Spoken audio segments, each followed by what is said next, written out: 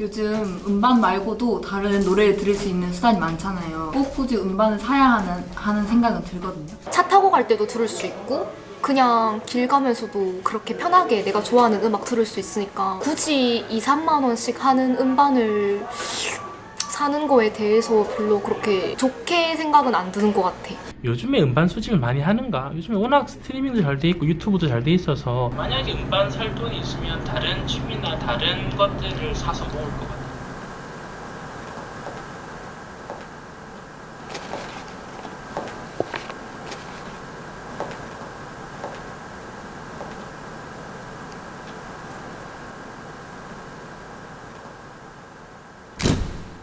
안녕하세요. 저는 대구에 사는 25살 김민수라고 합니다. 저는 음반을 수집하는 취미를 가지고 있어요. 제가 6년째 사랑하는 임창정의 정규 앨범과 힙합을 좋아해서 인상 깊게 들었던 힙합 앨범을 모으고 있습니다. CD 위주로 모으고 있는데 나중에는 턴테이블을 구매해서 LP까지 수집해볼까 생각하고 있습니다. 제가 음반을 구매하는 건 아티스트의 음악을 잘 들었다는 일종의 감사 표시예요. 그 음반을 하나 만드는 데에는 아티스트의 엄청난 고민과 노력이 들어가 있어요. 그래서 저 하나 앨범 구매하는 게 그 아티스트의 수익에 얼마나 도움이 되겠냐마는 작은 감사의 표시라고 생각하고 구매하고 있습니다.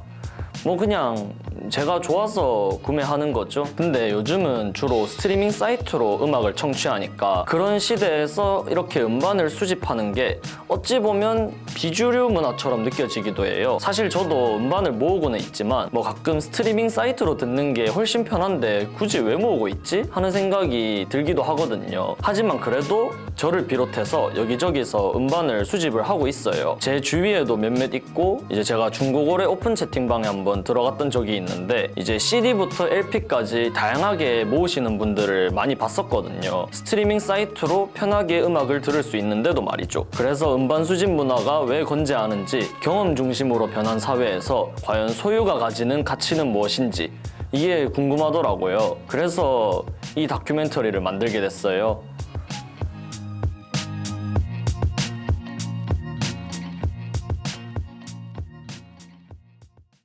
음악을 소비하는 방식은 LP판과 턴테이블, CD와 테이프, MP3, 스트리밍 이렇게 크게 4가지로 변화했습니다. LP판은 소리를 녹음하는 원형 매체로 흔히 레코드판이라 불리며 턴테이블을 통해 청취할 수 있었습니다.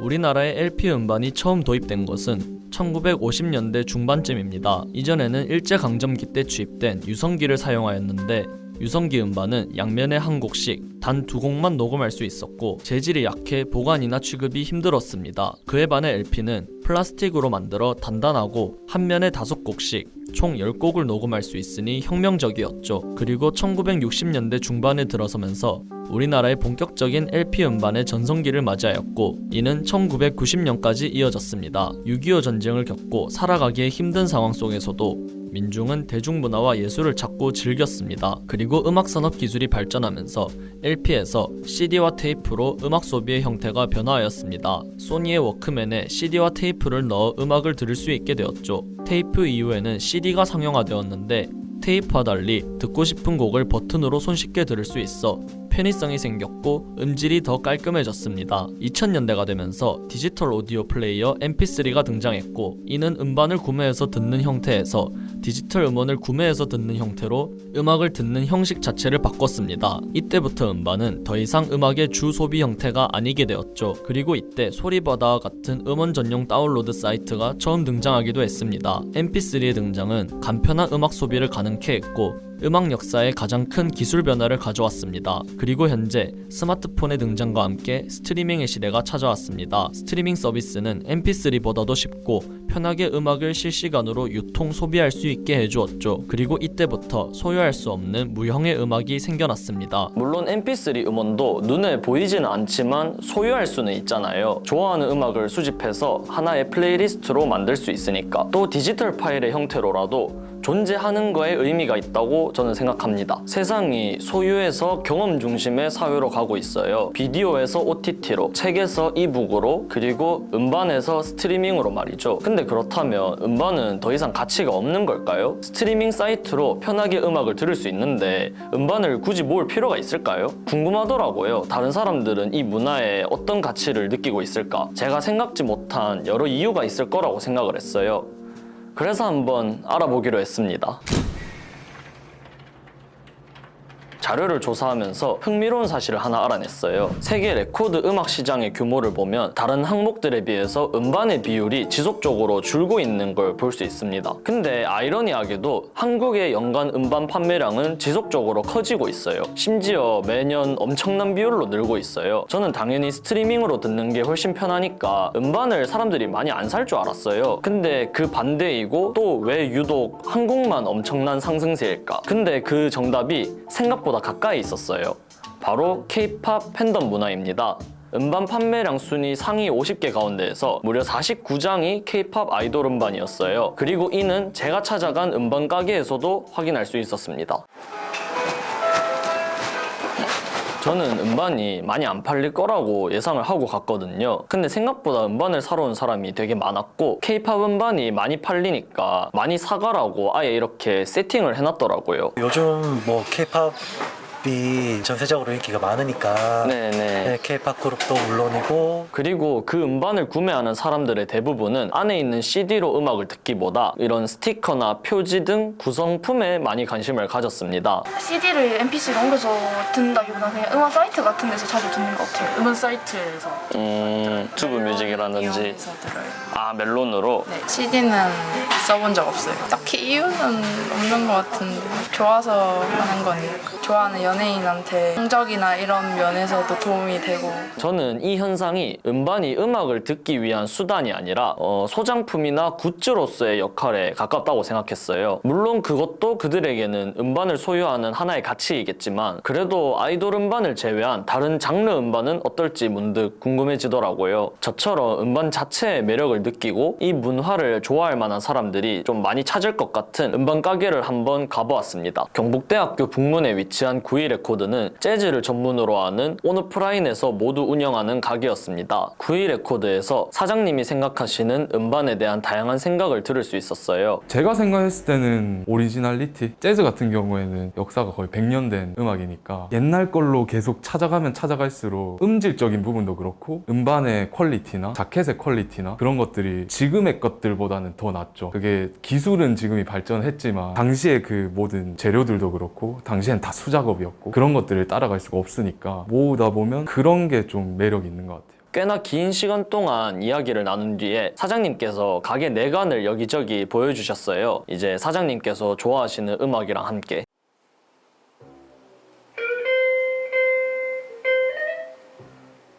그 다음에 갔던 영레코드는 대구역 지하차도에 위치해 있었어요. 네이버 지도에도 없는 외딴 곳에 있어가지고 찾기가 좀 힘들었는데 여기서 우연히 음반을 사러 온 손님을 두 분이나 만난 거예요. 저희는 주로 물리 매체인 CD나 아니면 LP 위주로 많이 하는 음반 단위로 듣기 때문에 또 자기 취향에 맞게 오디오 같은 걸 자기가 꾸며놓고 거기에 계속 물리 매체로 듣다 보니까 그리고 또 스트리밍 같은 경우에는 뭐 저희가 핸드폰이나 뭐 컴퓨터로 보게 되는데 저희 이제 실제로 잡고 이렇게 보는 또 뭐 네. 디자인들 뭐 자켓 디자인 같은 경우 이렇게 네. 유명한 작가들이 또 디자이너들이 디자인한 작품들이 많거든요. 실제로 확인하는 습관들이 있기 때문에 저희는 좀 스트리밍은 거의 스트리밍 쪽으로는 손을 좀 안 대는.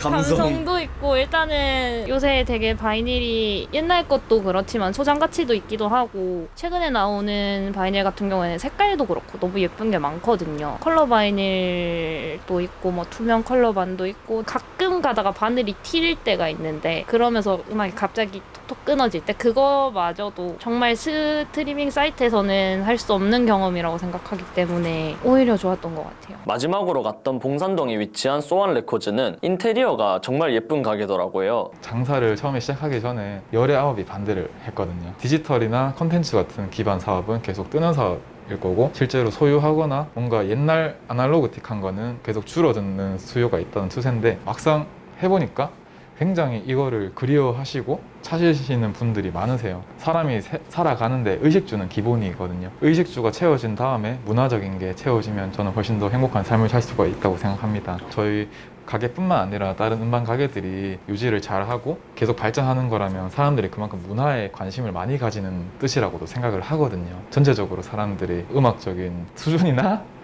듣는 귀가 많이 올라가면 조금 윤택한 삶을 누리지 않을까라고 생각해서 음반샵 3군데를 다녀오고 느낀 건 첫 번째로 내가 느끼고는 있지만 완전히 설명하기 힘든 부분들을 설명할 수 있게 되었다. 두 번째는 나만의 시각을 넘어 다양한 시각들, 어쩌면 조금은 다른 시각들까지도 다 들을 수 있어 좋았다. 91레코드 사장님께서 말씀하신 오리지널리티라는 게 딱 제가 느끼는 걸 대변하는 단어 같았어요. 굳이 내 돈을 들여서 음반을 구매하고 번거로운 시간을 들여서 음반을 재생하여 청취하는 행위, 그 행위 자체에 가치가 있다는 거. 그 다음에 간 영레코드 같은 경우엔 사실 별로 기대를 안 했었어요. 외딴 곳에 위치해서 찾기도 힘들었고 네이버 지도에도 안 나왔으니까. 근데 그 짧은 시간에 무려 2명의 손님과 인터뷰를 할 수 있었다는 게 저는 의미가 있다고 생각합니다. 그래도 음반을 지속적으로 찾는 사람들이 있다는 거잖아요. 또 인상 깊었던 건 몇십 년간 음반으로 음악을 청취했기에 그게 익숙하여 지금까지도 그렇게 했다는 손님. 그것도 되게 중요한 가치라고 생각해요. 나의 방식을 유지하면서 그것에서 만족감을 느낀다는 거. 저랑 같은 학교였던 여자 손님도 이제 젊으신 분이 이렇게 음반에 취미를 들여서 가게에 자주 방문해 오신 게 되게 신기했어요. 나이대가 비슷하니까 좀 동질감이 느껴지더라고요. 그리고 사장님과 마지막 인터뷰를 통해서 제가 궁금했던 게 제일 많이 해소됐던 것 같아요. 아날로그를 지속적으로 찾는 손님들이 존재하기에 아직은 이 음반 산업이 잘 유지되고 있다고 말씀해 주시니 아 그래도 나 같은 사람이 아직 많이 있구나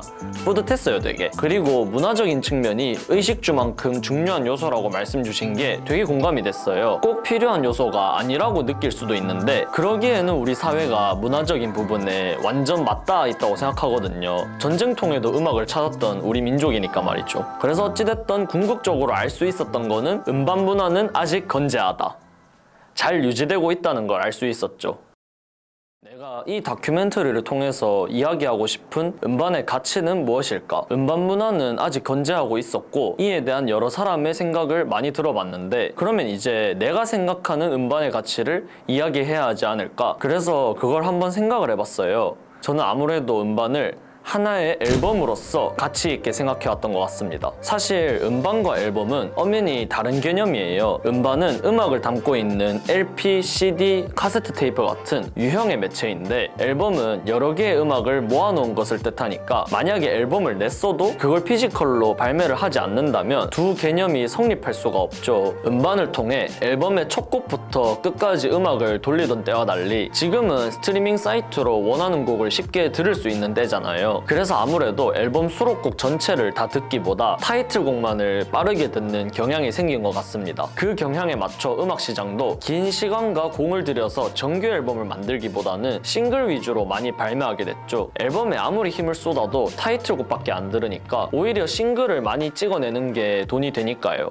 여기 앨범을 듣는 게 뭔지 몰라 리스펙 있으니까 형들 하나 꼴봐 앨범만 아니 방송으로 먹고 살 앨범을 냈어 쓰나 이제는 안 낼 거야 그냥 돈이나 땡겨 대한민국 내 위대함을 소비할 수 있는 지금 다른 장르도 마찬가지이겠지만 힙합에서는 앨범이 상당히 중요한 가치를 가지고 있어요. 앨범의 퀄리티가 래퍼의 역량을 평가하는 하나의 큰 척도이고 반대로 래퍼는 앨범을 통해 자신을 증명하려 합니다. 저는 싱글을 듣고 싶을 때 짧게 듣는 것도 좋아하지만 정규 앨범이 주는 메시지의 깊은 울림을 절대 무시할 수 없다고 생각해요. 트랙 순서에 맞게 배치된 수록곡들은 각자의 의미를 가지고 있고 그 곡들 사이사이의 유기성이 이 앨범이 주는 메시지를 한층 강화시킵니다. 그리고 그것들이 유형의 형태인 음반으로서 존재하여 소장할 수 있어요. 그렇게 소장한 앨범을 첫 곡부터 끝까지 돌렸을 때 이 음반이 주는 매력을 확실히 알 수 있어요. 이게 제가 이야기하고 싶은 음반이 가지는 앨범으로서의 가치가 아닌가 싶습니다. 힙합 씬에서 활동하시는 래퍼분들 중에 샤크라마 님이라고 계세요. 데뷔한 지는 얼마 안 되셨는데 정규 앨범을 5장이나 내시면서 정말 열심히 하고 계시는 분이 있으세요. 그래서 제가 한번 인스타그램으로 DM을 해봤는데 인터뷰에 흔쾌히 응해주셨더라고요. 그래서 한번 샤크라마님과 전화 인터뷰를 해보기로 했습니다. 학창 시절부터 뭔가 좀 스스로 정신적으로 많이 약한 부분이 많았던 사람이라 스스로가 단단해져야 하는 어떤 삶의 원동력이 필요했는데 그 당시에 제가 할 수 있는 게 뭘까 생각하다가 음악밖에 없는 것 같더라고요. 그때부터 지금까지 그냥 어떤 휴식이라는 개념 자체를 안 만들고 계속 앨범만 만들어서 제 삶의 원동력이나 성취감 그런 걸 다 앨범을 만들고 내는 데에서 얻는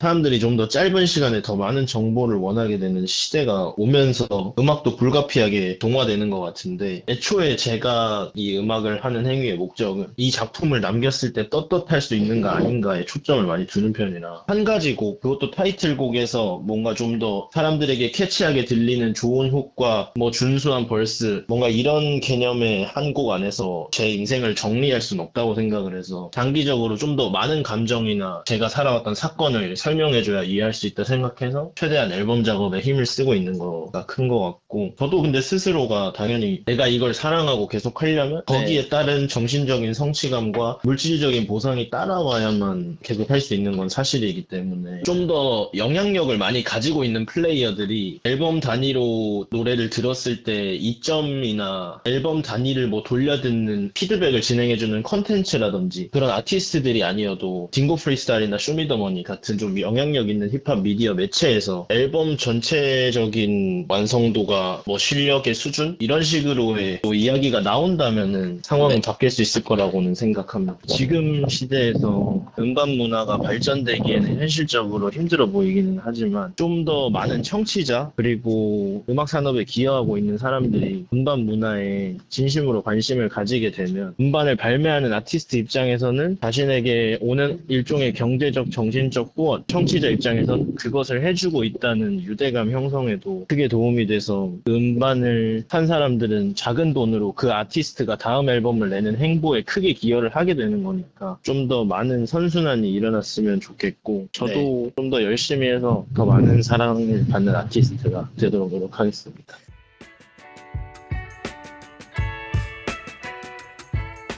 우선 이렇게 긴 이야기 들어주셔서 정말 감사합니다. 결국 제가 말씀드리고 싶은 건 이거인 것 같아요. 세상이 돌고 돌면서 지속적으로 변화하고 있는데 그러면서 무언가가 계속 생겨나고 사라지기를 반복해요. 근데 거기서 새로운 것에 익숙해져서 기존의 것의 가치를 낮잡아 볼 필요는 없다고 생각합니다. 새로운 것이라고 꼭 통용되어야 하는 것도 아니고 예전의 것이라고 사라져야 하는 게 아니잖아요. 모두 저마다의 가치가 있다고 생각합니다. 그래서 기존의 문화에 대해 이렇게 되돌아본 경험이 저는 정말 좋고 뿌듯합니다.